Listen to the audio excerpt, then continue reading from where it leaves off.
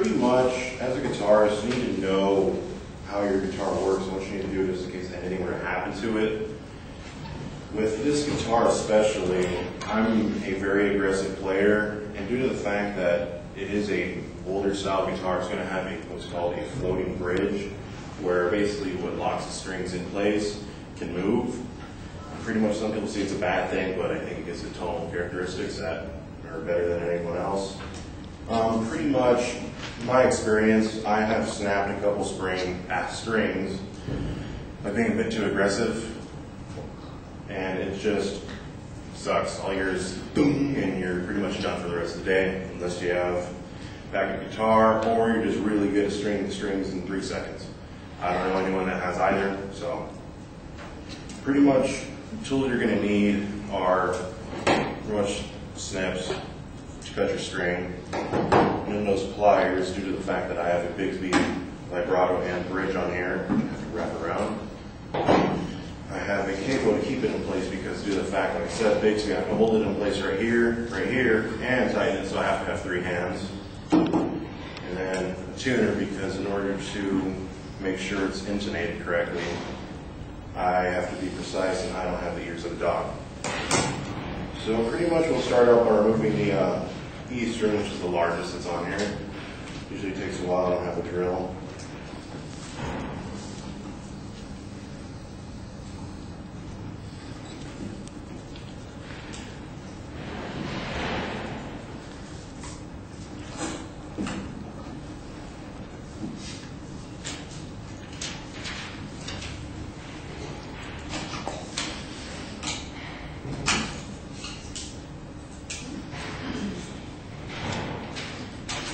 And now that this string's off, you really have no use for it. Some people say you could boil them, but I don't do that. Now that we have that one off, pretty much just take up the mid string. I'm only going to be demonstrating how to do one because it usually takes me over an hour because it pisses me off.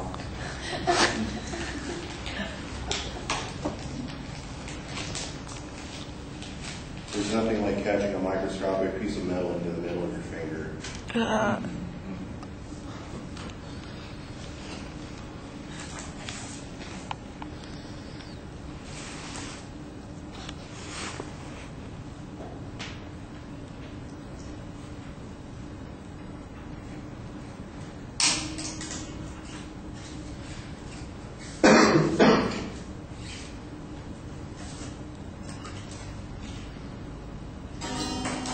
Now that we have that string out, pretty much do the exact same thing. Place it onto the Bigsby. You're going to have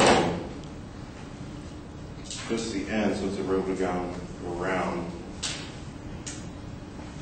Right here. As you can see, I have to wrap it around right in this area because there's a peg on the inside.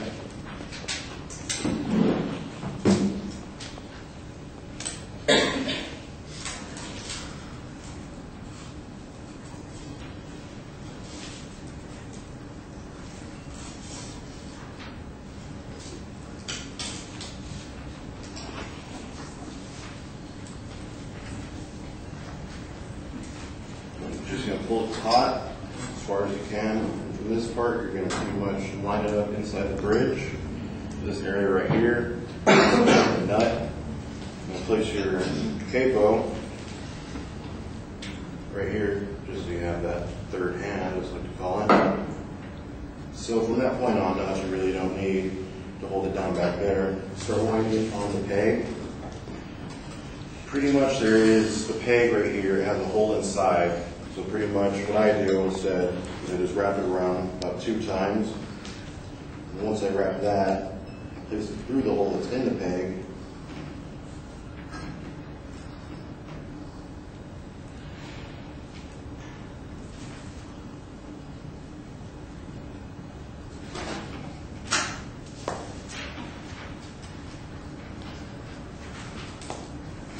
Pull that all the way through. Usually my hands are too, I don't know what the word is, but we can just use a pliers to pull that through.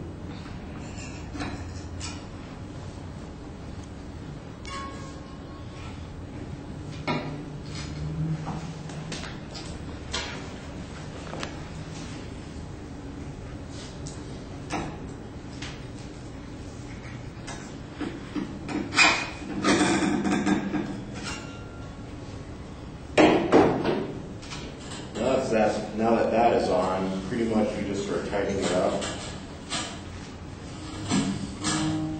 So there's at least some tension. You always got to make sure that the string is correctly on the bridge and in the nut, or else you're going to have some problems later.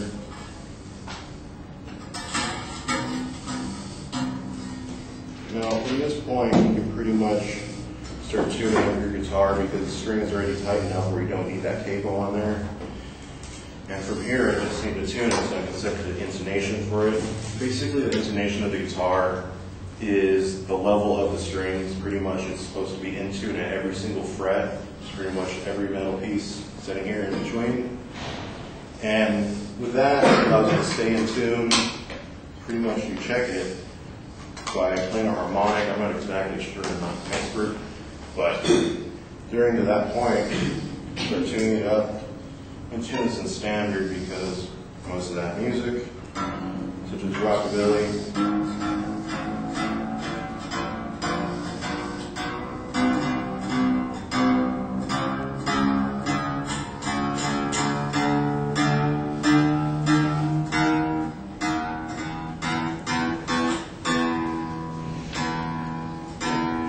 now this part, it seems a little cautious because I'm not even sure how much pressure onto these strings where it feels like you can snap at any time and catch them right in your eye. It's not fun.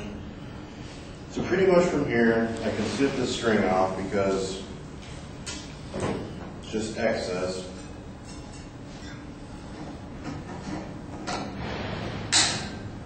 And there, trash along with the original string that we replaced.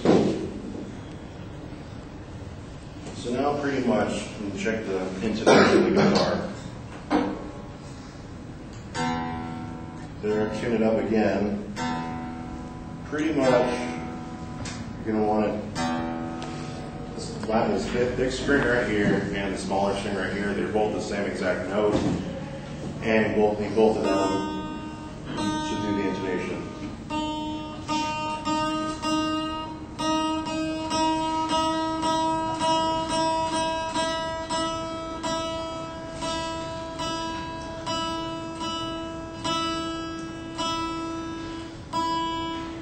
Now pretty much to check the intonation, now all I need to do is just hit the note, make sure it's in tune,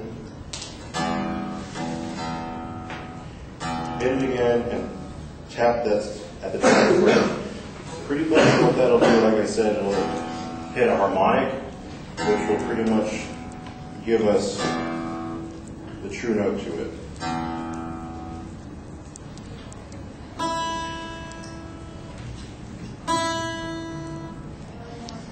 Now that one, it seems to be a bit sharp.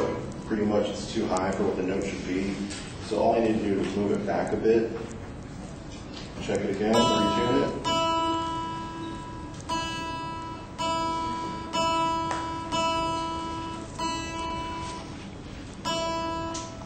And hit that same harmonic. See, on that one, luckily I got it directly right onto the correct note. Pretty much on this tuner, for those of you that do read music or do know anything as far as technicality and theory, there's your different notes. You either have it sharp or flat or just a standard note. So pretty much, let me check this main one right here.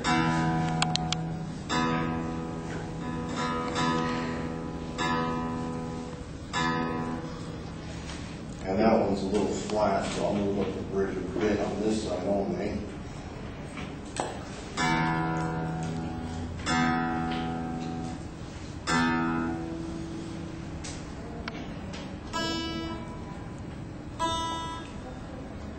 And they're both in tune. So that's pretty much how to restring your Gretsch guitar, and that is equipped with a floating bridge of Bigsby, and how to re-intonate.